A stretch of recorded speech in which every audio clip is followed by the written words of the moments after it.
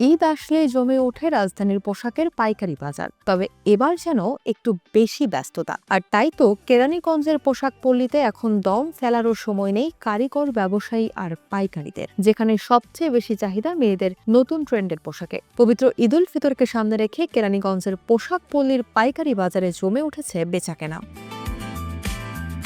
প্রতিদিনই দেশের বিভিন্ন অঞ্চল থেকে এখানে ছুটে আসছেন পাইকারি ও খুচরা ব্যবসায়ীরা। ঈদ যত ঘনিয়ে আসছে, বুড়িগঙ্গার তীরের এই বিশাল বাজারের অলিগলি ততই হয়ে উঠছে সরগরম। ব্যবসায়ীরা বলছেন, ঈদের প্রায় মাস খানেক আগে থেকেই পাইকারি বিক্রি বাড়তে শুরু করে। তবে এবারের শুরুটা ছিল কিছুটা ধীর, কারণ জাতীয় নির্বাচন ঘিরে বাজারে অনিশ্চয়তা ছিল। কিন্তু শবে বরাতের পর থেকে বিক্রি দ্রুত বাড়তে শুরু করে। ব্যবসায়ীদের মতে 15 রমজানের মধ্যে বেশিরভাগ পণ্যের অর্ডার শেষ হয়ে যায়। ঈদ মানেই নতুন পোশাক, আর সেই তালিকায় সবচেয়ে এগিয়ে থাকে মেয়েদের পোশাক। প্রতি বছরই বাজারে আসে নতুন নতুন ডিজাইন ও নাম। গত কয়েক বছরে Naira cut dress, sharara, gharara, medium kurti, Afghan ও কাফতান ড্রেস বেশ জনপ্রিয় ছিল। তবে এবার বাজারে সবচেয়ে বেশি চাহিদা পেয়েছে ফার্সি সালোয়ার সেট, যাকে অনেকেই বলছেন ফার্সি ড্রেস। লেডিস আইটেম আমাদের প্রতিনিয়ত মাল চলে, ঈদের পরেও সব সময় চলে। আলহামদুলিল্লাহ আমরা যথেষ্ট ভালো বিক্রি করতেছি।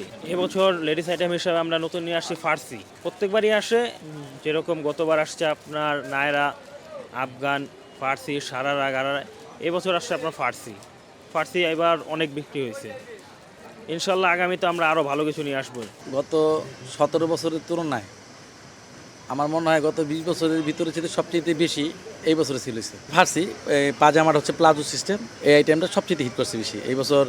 মানে বলা বাহুল্য, এত পরিমাণ ফার্সি বেশি। আলহামদুলিল্লাহ আমরা সবাই স্বতঃস্ফূর্তভাবে খুশি আছি। অনেক ব্যবসায়ী বলছেন, গত কয়েক বছরের তুলনায় এবার বিক্রি তুলনামূলক বেশি। ঈদ যত ঘনিয়ে আসছে ততই বাড়ছে ক্রেতাদের ভিড়। ব্যবসায়ীদের আশা, শেষ সপ্তাহে বিক্রি আরও বাড়বে। কেরানীগঞ্জের এই পাইকারি বাজার থেকেই বাংলাদেশের 63 জেলায় ছড়িয়ে যায় ঈদের নতুন পোশাক। আর সেই কারণেই ঈদের আগে এই বাজার হয়ে ওঠে দেশের পোশাক বাণিজ্যের একটি গুরুত্বপূর্ণ কেন্দ্র।